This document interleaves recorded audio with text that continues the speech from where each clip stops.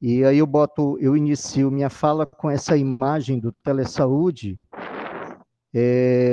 porque ela é a imagem que nós teríamos como desejável para uma estrutura do telesaúde, né? Uma sala ampla, amplos espaços. Eu acredito que nós ainda não vamos ter essa estrutura, mas no futuro, para o que o telesaúde iniciou como uma atitude, uma ação, uma estratégia emergencial para observação dos casos de Covid, tanto de quantificação quanto de acompanhamento dos casos, para saber como evoluía, como já foi citado aqui, e também para saber a extensão do caso índice para com seus contactantes,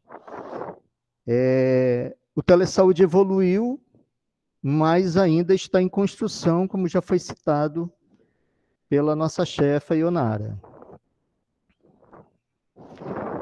E no bojo disso, nós temos, para tornar eficiente essa ação, nós temos então os sistemas de informação, como também já foi colocado pelo Edson. Quem é da década de pelo menos 3 décadas atrás, sabe que os formulários eram os modos de contabilização e captação de informações. E eles eram preenchidos fisicamente. E o registro desses formulários, né, físicos, ele implicava em um acúmulo de material, ele implicava em retrabalhos. Retrabalhos significa eu ter que colocar o nome da pessoa diversas vezes, com uma possibilidade de erro. De eu ter que fazer o registro integral da pessoa várias vezes. Então, na saída, no escape desses relatórios físicos e também dos seus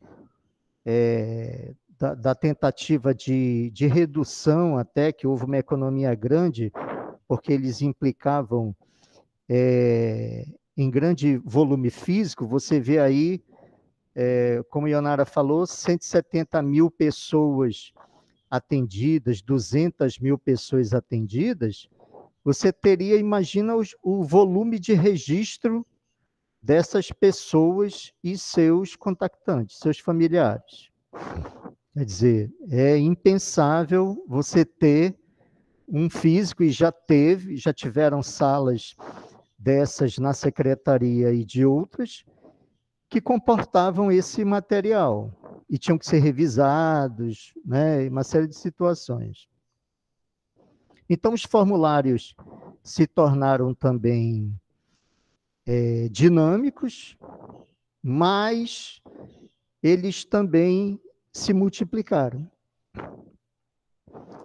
Você também tem a utilização de várias plataformas, que é um dos problemas que nós vamos encarar nesse telesaúde, e que nós temos encarado ele desde o início, que é um problema que ele só vai ser solucionado com a unificação dos sistemas, e sistemas que atendam às necessidades. Por exemplo, o telesaúde, a plataforma do telesaúde, ela foi criada por uma necessidade não só imediata, mas pela praticidade e capacidade de técnicos de TI e profissionais da área da saúde que se congraçaram e, diante de um problema como o da Covid, formataram essa estrutura que o Edson mostrou hoje. E ele continua em evolução, né? Nós tivemos uma visita de um representante do CDC, do Centro de Disease Control dos Estados Unidos, e um dos pontos que ele disse, cara, vocês estão com tudo, vocês estão com grandes informações, vocês estão aí no momento fazendo história. E ele disse, eu poderia melhorar, eu poderia dar uma dica para melhorar esse sistema de vocês, se vocês tivessem uma abordagem mais epidemiológica. E aí nós começamos a pensar nisso, nessa abordagem epidemiológica, na coleta dos dados, de fazer alterações e tornar essa plataforma muito mais ágil, muito mais completa, e acredito que na continuidade de vocês, com a chegada dos novos, e não quer dizer que sejam que os antigos, como disse a Ionara, que eles estejam ultrapassados, mas é que os que estão há mais tempo também podem e devem contribuir na formatação dessa plataforma, que eu considero fantástica e faz realmente história. Ela serve como base para muitos trabalhos, já serviu e vai continuar servindo, e tem uma ramificação e uma amplitude fantásticas. Bom, e aí, no segmento dessa unificação de informações, quem sabe um dia nós teremos uma plataforma única para a qual nós não precisemos abrir tantas abas e trabalhar com tantos outros programas. E um desses programas dos quais nós vamos precisar utilizar, e utilizamos já, é esse que está diante de vocês, nessa plataforma do ESUS Notifica, que foi uma tentativa desse controle em nível nacional, só que até agora eles evoluíram bem menos do que a nossa estrutura, mas eles estão seguindo o mesmo patamar. E aí nós acabamos precisando de algumas informações. Dessas informações que caem na nossa plataforma do Telesaúde, ela... Deixa eu só marcar aqui o cronômetro. Nessa plataforma do Telesaúde, ela é puxada, como já citou Ionara, as informações desse SUS Notifica. Ela é o alimentador dessa nossa plataforma. As informações que o Edson citou, elas são buscadas desse formulário. E, de forma nacionalmente, e local, ela é alimentada pela rede, tanto pela rede básica de saúde, como pela rede especializada. A rede especializada, com os seus núcleos de vigilância, também alimentam esse formulário, certo? Claro que tem um outro sistema de informação, o CIVEP-GRIP, que ele também, o de internação, que eles são alimentados de forma paralela. Mas esse também é alimentado nas unidades especializadas. Então, nós temos aqui um formulário com uma feição muito gostosa, assim, muito graciosa, né? Um temário assim, de um azul assim, de grande paz, não revela a pandemia, não reflete a pandemia que a gente está vivendo, mas e isso também é essencial para uma plataforma, que ele seja bastante agradável, para ele não se tornar agressivo nem enjoativo com relação a quem manuseia. E ele tem aí a informação no canto superior à esquerda do operador. Manaus, Amazonas é o localizador, e antes disso, ele foi lançado como se fosse um autorregistro, um sistema para o qual os profissionais abrissem e registrassem o seu evento pessoal. Depois o Ministério viu que não seria tão bom fazer isso e abriu como se fosse não mais um autocadastro, mas que ele fosse um cadastro realizado por profissionais a pessoas que apresentavam sintomas gripais. E aí pudesse ser contabilizado e acompanhados, né? Principalmente contabilizados, porque ninguém tinha a menor ideia da quantidade de pessoas que estavam apresentando algum sintoma gripal, e que, desse quantitativo, quantos realmente eram Covid, né, SRAG, uma série de outras complicações que advieram depois, ou concomitante, hoje já se fala em sindemia, quando não é mais somente uma epidemia, uma pandemia de Covid, mas um concomitante de várias outras. Houveram muitos casos que seguiram do início da pandemia, de tuberculose, por exemplo, né, e outros acometimentos que hoje, outro dia estavam conversando com um amigo meu e ele dizia do número de casos, inclusive de cânceres em jovens, que aparecem e podem ter relação com a pandemia. Mas isso foi extenso. Então, esse sistema de notificação, ele vem para ser colocado em prática, e ele é o registro, é um formulário eletrônico, e nesse campo onde tem coronavírus, eu coloquei 2 setas, no campo onde está subscrito visualizar notificação, é onde deve ser clicado para que ele possa, então, apresentar as notificações que tem, no caso de Manaus, todas relacionadas em linha, certo? E ao colocar no campo de pesquisa, nessa seta vermelha, o CPF da pessoa, e aí eu deixei esse CPF à vista, porque é de uma pessoa que permite que ela seja vista, né? Segundo a LGPD, que é uma outra situação que nós precisamos também nos debruçar sobre ela, a Lei de Proteção de Dados, nós precisamos seguir as normas dela, então por isso elas têm essas características rastreadas e não identificadas.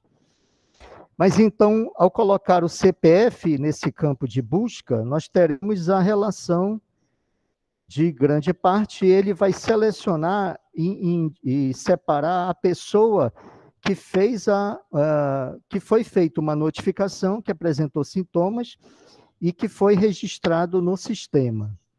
E é uma dessas que a gente vai verificar, porque nós podemos também fazer notificações quando nós manuseamos a plataforma. Uma vez identificada uma pessoa da família que apresenta sintomas gripais, de um caso positivo da família, nós podemos fazer a solicitação, a notificação e a solicitação do exame dela. No início, nós fazíamos essa solicitação, preenchíamos todos os campos e enviávamos em PDF para as equipes da Censa.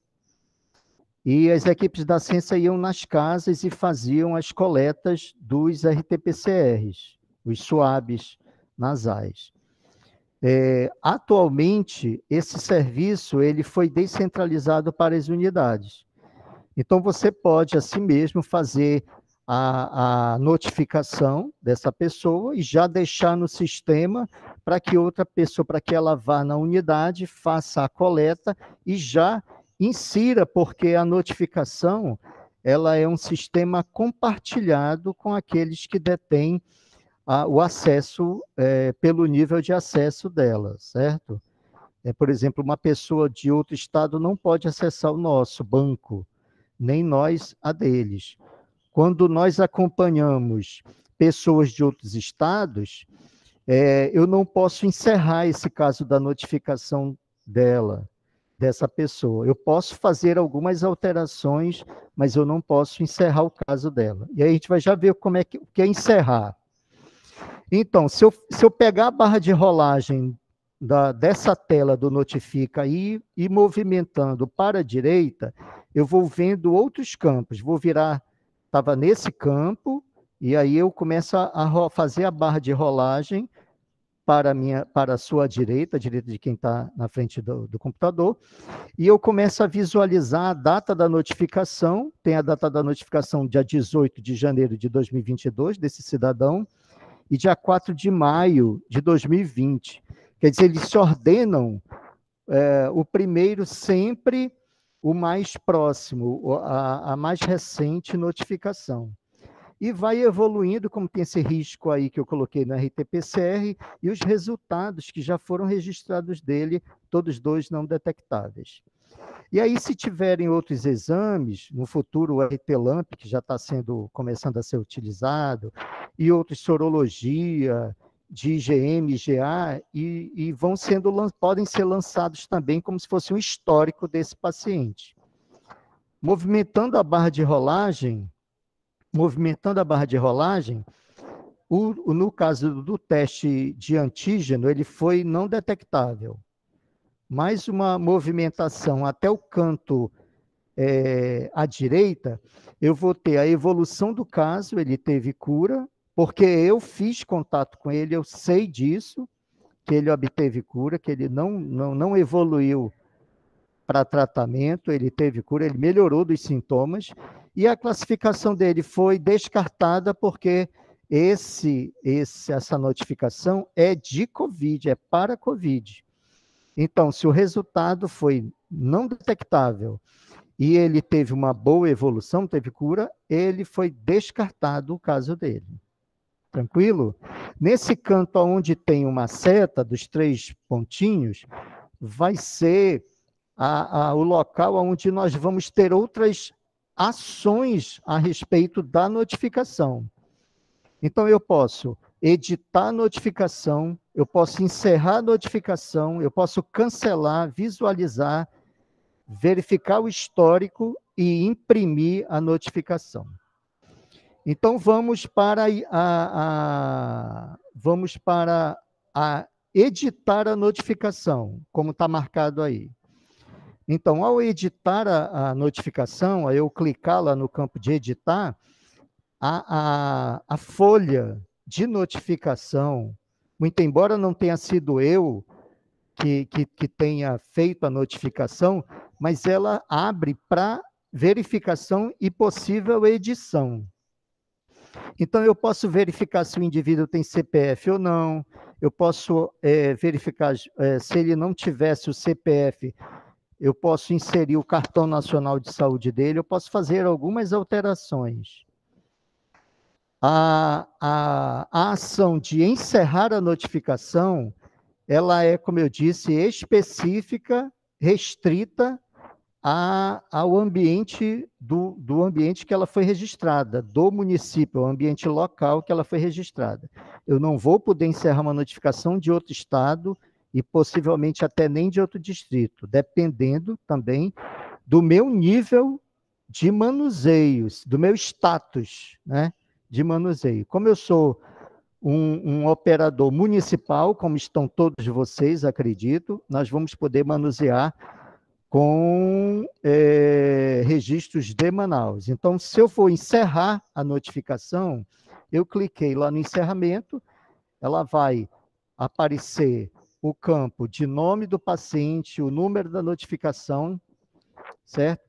Nesse campo de encerramento, eu posso acrescentar um novo teste. Eu já vi que aqui embaixo na barra tem um RT-PCR concluído, dia 18 de janeiro, e foi não detectável.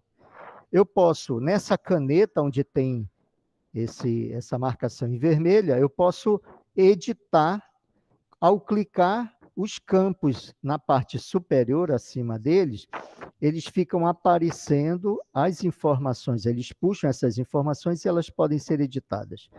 Nessa lixeirinha eu posso retirar esse exame. Eu posso acrescentar também ao clicar em adicionar um novo exame. Então, se eu cliquei aqui em editar ou eu acrescentei, vai haver a abertura da lista dos exames que eu posso clicar para acrescentar. Então, pode ser um teste de antígeno, um RT-LAMP, um RT-PCR, um rápido de IgM, um rápido de IgG. Eu posso, na parte do estado do teste, eu posso solicitar, eu posso estar fazendo a solicitação dele, né? Ou eu posso colocar que ele foi coletado, ou eu posso colocar que ele foi concluído. Algumas vezes o exame é lançado ele foi coletado e foi enviado para o laboratório. E o resultado ainda não veio. Então, eles vão colocar como solicitado. Aliás, minto, como coletado. Se eu pego o exame lá no GAL e eu já tenho o resultado, eu clico nele em concluído e boto o resultado do exame. Eu estou de frente para ele e vou botar o resultado do exame. Tranquilo? Então, eu posso fazer essas alterações. Ou eu posso colocar que o exame não foi solicitado. A pessoa apresentou sintomas, foi feita a notificação, mas o exame não foi solicitado. Tranquilo? Ou foi solicitado, foi orientado para que a pessoa fosse numa unidade de saúde para fazer a coleta. Foi só solicitado. Foi só preenchida a notificação e orientado para que a pessoa fosse na unidade de saúde fazê-lo. Quanto ao resultado, ele pode ser não detectável, detectável ou inconclusivo. Existem alguns exames que apresentam essa nomenclatura de inconclusivo mesmo. Houve uma família que todas elas foram, inclusive do primeiro caso de Ômicron que nós acompanhamos, todas as 5 pessoas as 4 pessoas da família dela eram detectáveis, e a quinta pessoa, ela fez 3 testes, todos inconclusivos.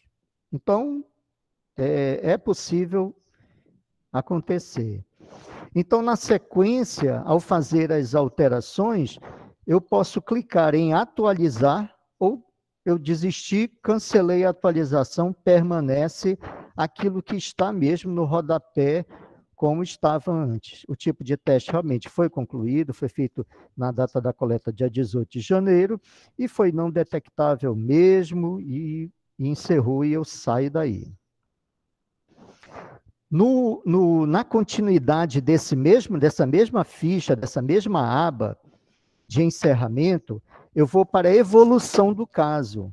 Eu posso colocar o caso de cancelado, foi indetectável, ou tinha duplicidade, ou qualquer outra coisa, tinha um outro agente etiológico, então ele vai ser cancelado.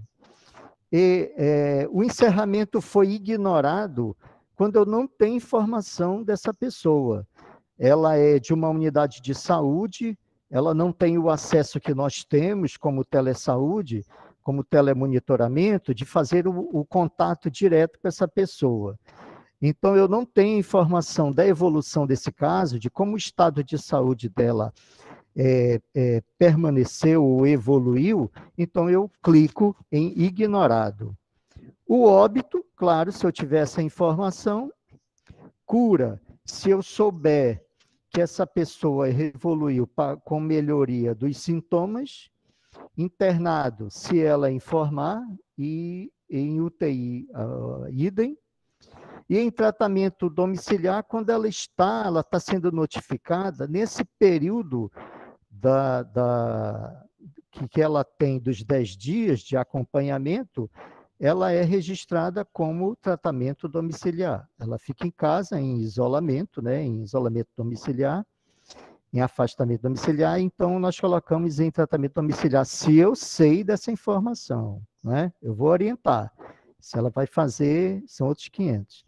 Já com relação à classificação final, nós temos aí ela diz respeito direto ao exame. Se o exame foi detectável, ele foi confirmado laboratorialmente. Se é uma pessoa que é positivo na família, foi detectável na família, e eu tenho uma outra pessoa nessa mesma família, que ela apresenta sintomas, principalmente sintomas com alguns sintomas que nós poderíamos até, no início da pandemia, citar como patognomônicos, como a ageusia e a anosmia, que era quase um indicativo, que hoje não é mais. Então, nós praticamente definiríamos isso como um caso clínico epidemiológico. A pessoa tem uma pessoa confirmada na família, a pessoa tem sintomas gripais e alguns sintomas, umas RAG, com sintomas mais característicos. Então, ela ficava como clínico epidemiológico. Ela vai ser descartada, como eu disse, descobre-se um novo, um H3N2, e aí é o motivo desse caso, ela não vai ser registrada como COVID, porque a notificação é de COVID. Síndrome gripal não especificada, não se achou, foi não detectável, ela apresentou sinais gripais e com sintomas assim não muito característicos, assim muito generalizados, muito gerais, aliás, desculpa. Ela vai ser uma síndrome gripal não especificada. Confirmado clínico imagem e critério clínico, ele vai seguir a clínica da imagem, o achado que antes era bastante exuberante, né, em alguns casos, aquele do vidro fosco, aquela tomada chegava até 75%, 90% do pulmão, né, muita tomografia. E a confirmação do critério clínico, que é a clínica como magistral, né? Ela faz a sua avaliação e chega e é dedutível de que seja com COVID. E aí ele vai fazer a busca dos sintomas que estejam como padronização, e hoje existe uma dificuldade bastante grande, mas já começam a se aparecer outros sintomas associados, né? Você vê dores em membros inferiores, você observa, ouve, né? Sintomas diarreicos, quer dizer, todos eles vão se enquadrando. E foi isso exatamente na busca desses critérios clínicos, dessa análise clínico-epidemiológica também, que o profissional do CDC queria nos relatar, que nós estávamos diante de um número grande, não só de apanhado de informações de faixa etárias, como também de um apanhado de informações de critérios clínicos que poderiam ser bastante significativos futuramente, né? E aí a data do encerramento, eu vou colocar a data do encerramento que eu estiver registrando, a data atual, né? Eu coloquei lá dia 21 de janeiro, que foi a mesma data do computador, foi o dia que eu fiz o encerramento desse caso e ponto final. Então, na sequência, eu posso cancelar a notificação. Ela tem uma duplicidade, eu a marco e faço o cancelamento dela, a retiro dali.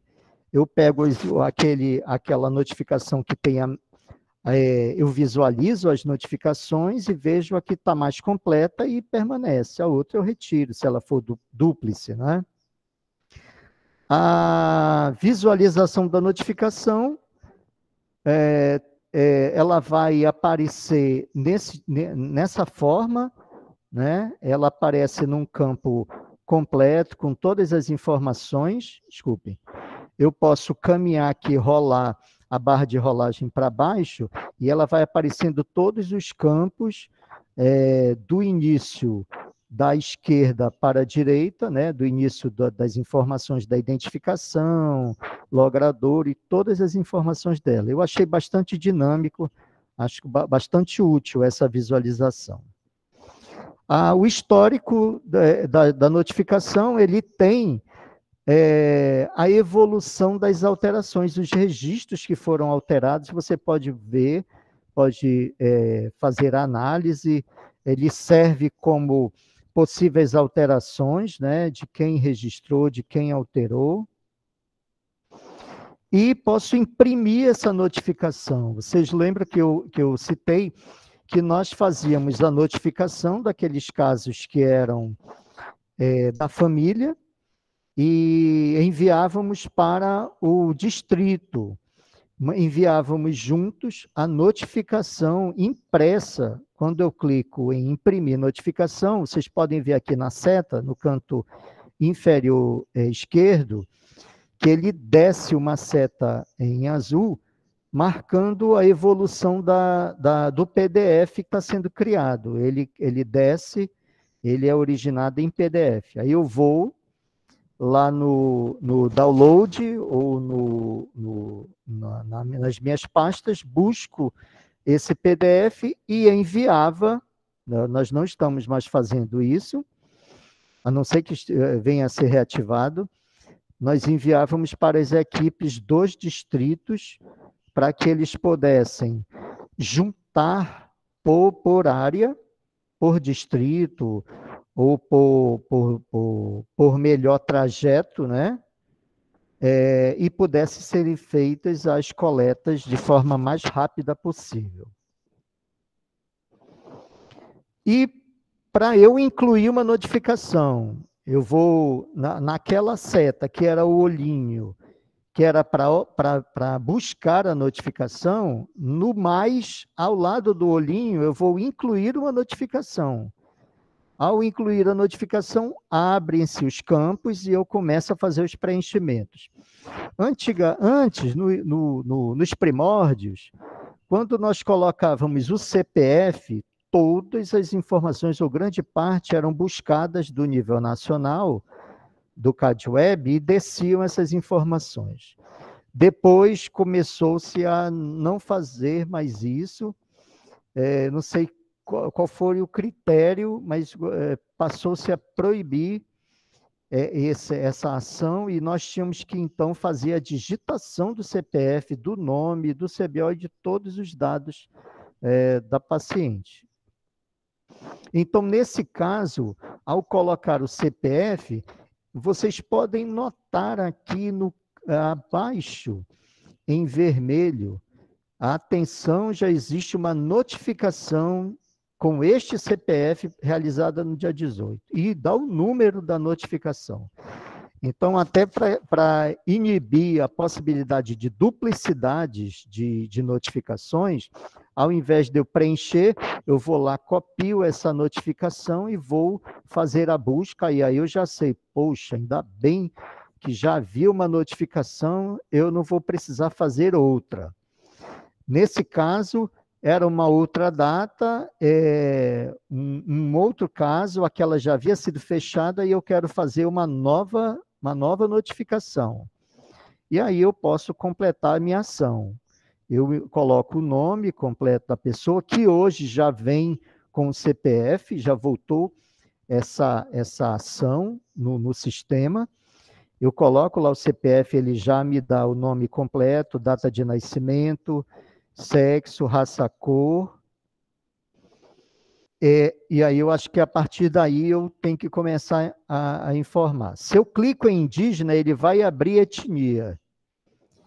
E também foi acrescentado o campo comunidade ou povo tradicional. É necessário clicar se sim ou se não, porque senão ele dá erro e volta para esse campo para você completar o registro. Segue no CEP, o logrador, o número e os demais dados. Um ponto que é importantíssimo da hora da notificação e que nós temos uma certa dificuldade, porque muitas notificações são perdidas, ou muitos acompanhamentos no tele são perdidos por erro no registro do contato telefônico. Então, se houver a possibilidade de 2 registros, melhor ainda. Né?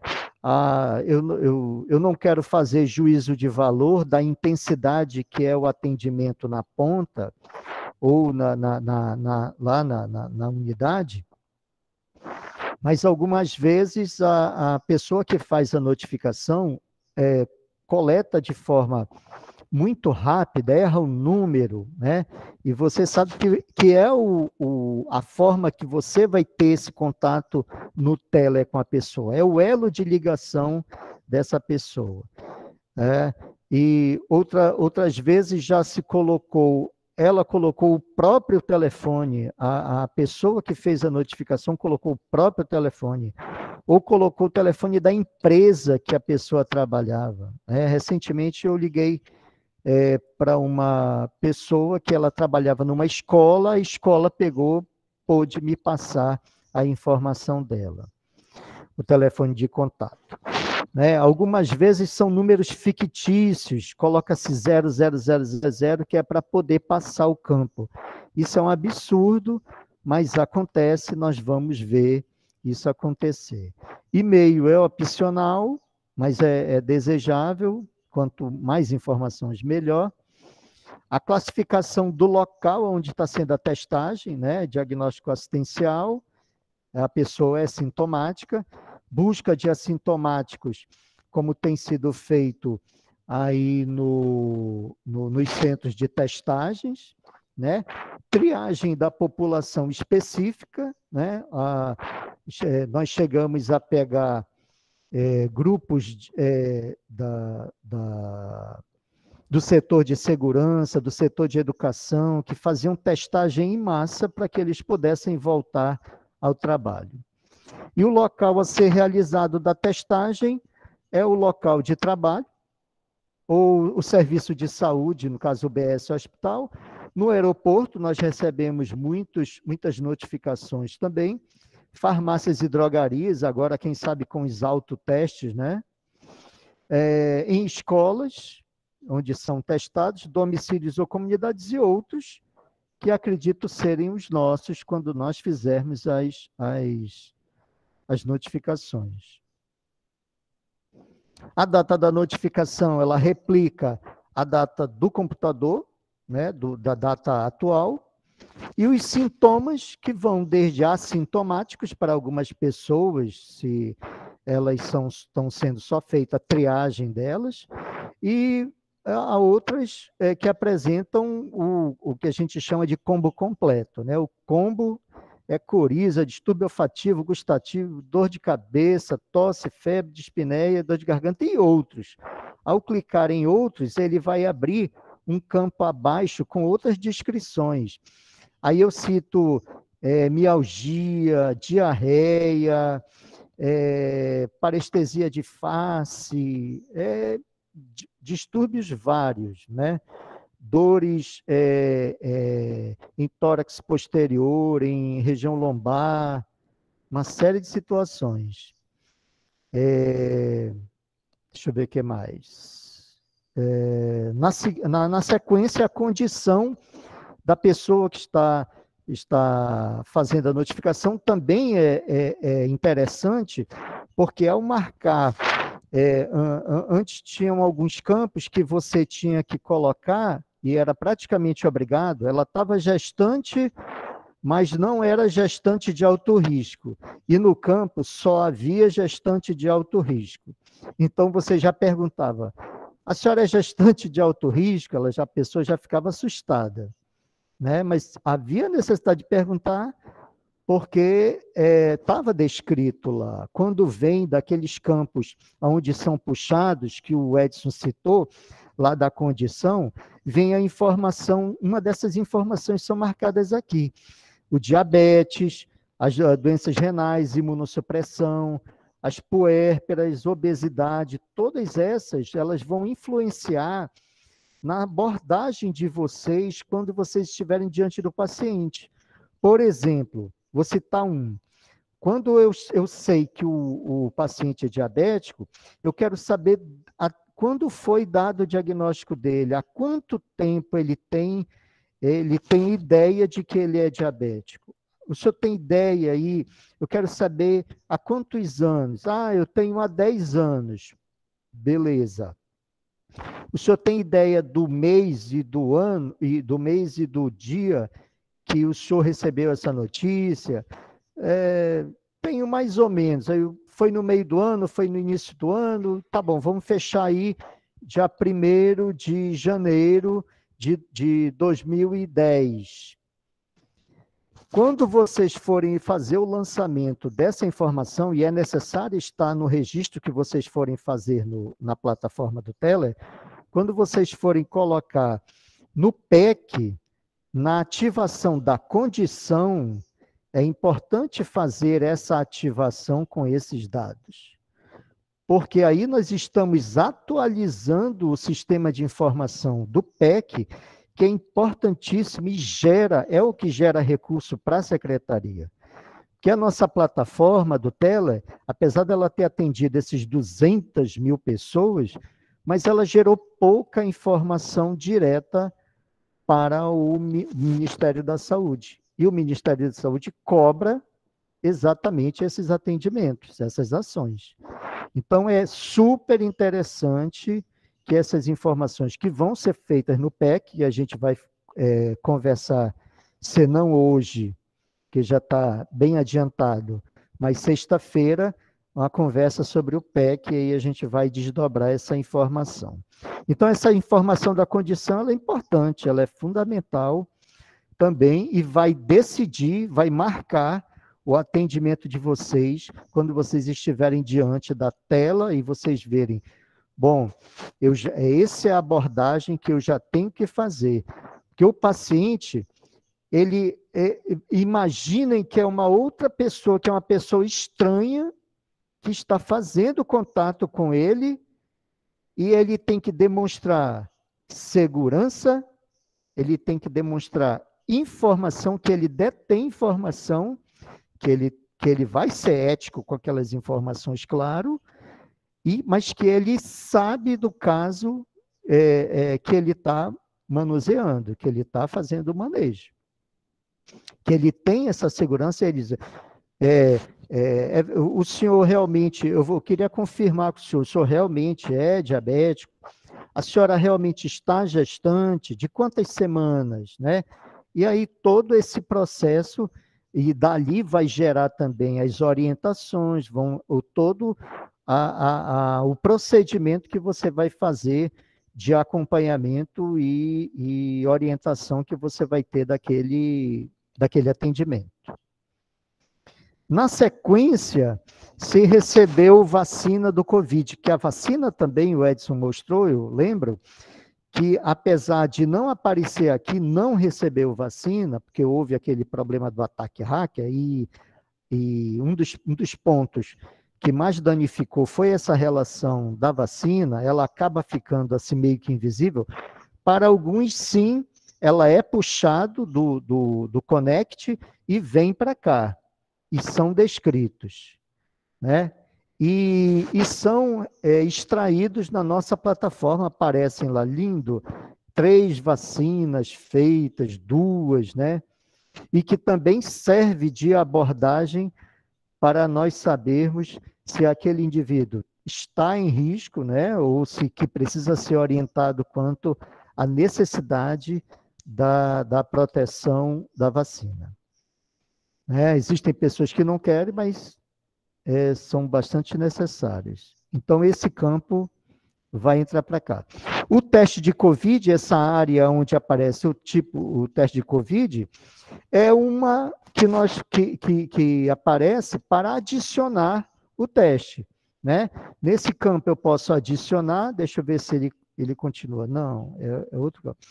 Ele é o campo onde eu vou fazer uma adição, coloco o tipo de teste, né? E eu posso só solicitar esse teste, como eu já havia falado, certo? Nesse campo abaixo, registro para monitoramento de contatos, eu vou nesse campo à direita de adicionar o contato, que ele serve para fazer o registro e acompanhamento. Enquanto na nossa plataforma nós vamos colocar lá só o nome, você mora com quantas pessoas? 3. Quantas dessas pessoas apresentam sintomas gripais? 2. Elas foram testadas? Não. Como é que está o sintoma? Sintomas leves. Então, tá certo. Eu preciso do nome completo delas e qual é o grau de parentesco com você. Tá bom. É minha filha, Francisco dos Anjos Pereira e Maria Passou Cantando. Então, eu registro lá o nome das pessoas, né? E coloco. Da próxima vez que eu vou fazer a outra abordagem, no outro dia, eu já cito, já vou no nome delas. Dona Antônia, a senhora está bem? Estou bem melhor. como é que estão, a dona Maria passou cantando e o seu outro filho? Ah, eles estão bem, quer dizer, eu evoluo junto com eles. Na notificação, ele tem um outro modo de acompanhamento, é o registro pela adição desses contatos aqui.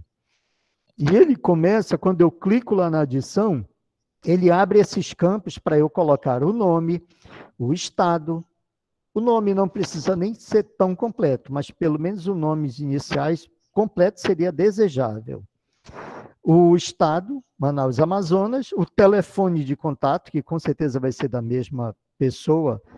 A ideia era de que se tivesse uma outra pessoa, outras pessoas de domicílio, de escola, de evento, quer dizer, todas as pessoas que tivessem contato com aquela pessoa fossem coletadas. Mas depois houve-se uma possibilidade de restringir mais ao ambiente familiar. E aí tem sido até então. Mas como a pessoa que reside na casa nem sempre é só da família, pode ser qualquer outro segmento do relacionamento social, então ficou os campos da relação com o caso. Então, vou botar o telefone, a data do último contato, né? Eu vou perguntar da pessoa, ela vai informar, foi dia 20. Eu vou colocar, vou perguntar qual é a relação familiar, qual é a relação com o caso, ela vai dizer familiar. Eu clico em confirmo e ao confirmar nesse campo, ele me dá o ok, essa informação vem para cá, para baixo, relação com o caso, e eu salvo o registro. Ao salvar o registro, ele me dá um ok aqui, registro salvo com sucesso. Eu clico em ok, mas mesmo assim, apesar de eu estar vendo aqui, e de haver possibilidade nesses 3 pontinhos aqui, de eu até editar ou excluir essa informação que eu coloquei, eu ainda vou precisar clicar em salvar para que ele fique efetivado. Se eu não clicar em salvar, vocês vão ficar atrás dessa pessoa para monitoramento e não vão achar. Então, ao clicar em salvar, ele passa a ser acompanhado no monitoramento. E o monitoramento aqui no canto à esquerda, você vai ver, antes de sair, acima de sair com segurança, você vê monitoramento. Quem faz o monitoramento dos casos, eu vou colocar o nome completo da pessoa no canto de busca e vou clicar. Ele aparece as informações da pessoa que está sendo monitorada, que foi a que eu registrei lá embaixo. Vai aparecer no canto à esquerda o ID do caso fonte, que é o identificador da ficha de notificação da pessoa ao qual está vinculada essa pessoa que está sendo monitorada, um ID do monitorado, que é esse maior aqui, o nome completo desse contato e outras informações, como CPF, CNS e outros. Clicando nos 3 botõezinhos aqui à direita, eu posso editar esse monitoramento, eu posso visualizar a ficha, eu posso imprimir. Certo? Se eu clicar em visualizar, os campos vão ficar em aberto assim, desse jeito. Opa! Vão ficar em aberto e eu vou poder fazer o registro do monitoramento. Eu identifico aqui, aparece o nome e as informações que estavam contidas. Então, eu vou voltar aqui e eu vou descer na barra de rolagem, descer a ficha, e ela vem para esse outro campo, que é o registro do status de acompanhamento. Então, eu vou botar a data do contato, o status aqui em cima, que é um caso suspeito ou um caso visto e saudável. Apesar de nós não termos essa visualização mesmo, mas ele é dado como aquilo que nós coletamos de informação pela pessoa, de que foi visto realmente aquela pessoa e de que ela não apresenta sintomas gripais ou outra suspeição. eu dou o ok, e esse campo é salvo, pode ver que ele fica numa outra coloração, e nesse campo ele já se prepara, no campo seguinte, já se prepara para o novo acompanhamento, e assim sucessivamente. Tá? No canto superior, nessa parte em escuro, vai aparecer que o monitoramento foi salvo com sucesso, certo? E quando ele é uma pessoa que eu verifiquei, ele é um caso suspeito, o campo aqui, resultado do monitoramento, já apresenta essa informação. Quando eu faço o salvamento, ele fica nessa tonalidade, em vermelho. Opa!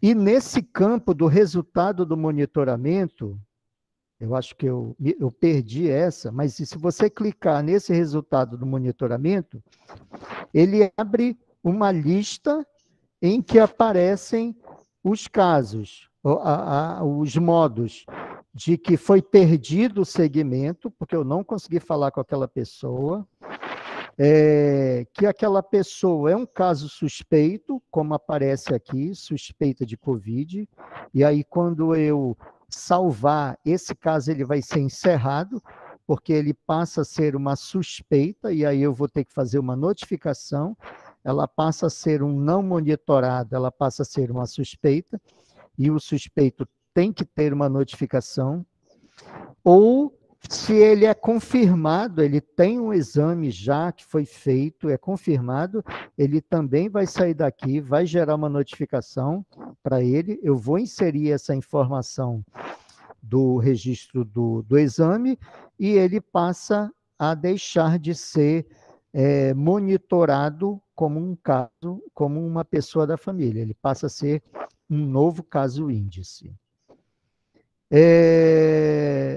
Eu não sei se nós temos energia suficiente, eu queria deixar para sexta-feira, né? É muito estafante a gente ficar falando o tempo todo, e principalmente para vocês ouvirem, e aí a gente vai abordar aí o roteiro do contato do profissional com o paciente, né? É a forma como você se vê diante da pessoa. Tem alguns pontos assim muito interessantes que a gente abrangeu ao longo do tempo. A Silvana, com maestria, fez essa coleta de informações, nos proporcionou esse roteiro, que é bastante apropriado, mas também tem muito da experiência aí do Edson, da própria Silvana, da Kelly, né, de muitos que trabalharam, da Diná, e muitos outros que acabaram tendo que voltar para as suas atividades depois que o grupo quase se desfez, né? Ficaram só aqueles que a Ionara cita como mais antigos. Mas aí eu quero retomar a fala do Edson, quando ele diz que, e também agradecer a presença de vocês, eu espero que seja proveitoso o processo de aprendizagem, e que nós também vamos aprender com vocês. É muito bom ter mais profissionais trabalhando para fortalecer essa ação, que o Telesaúde viva e prospere, né, que se torne uma ferramenta essencial para todos nós, para a Secretaria, para o usuário, para o SUS, e que nós sejamos marcantes na história não só da pandemia, como do atendimento ao longo desse período. Quero agradecer a participação, não sei se tem alguma pergunta, alguma intervenção da Ionara, do Edson, de alguém, e aí eu deixo a continuidade dessa parte do roteiro para quando Silvana, acho que na sexta-feira, que ela também vai trabalhar a questão da especialidade dela, né, que ela é infectologista, a Silvana, né? Que ela é infectologista, E ela vai, com certeza, vai dar um show aí, como sempre dá. Obrigado a todos. Se tiver, fico no aguardo para alguma observação ou questionamento. Ficamos aí à disposição. Grande abraço.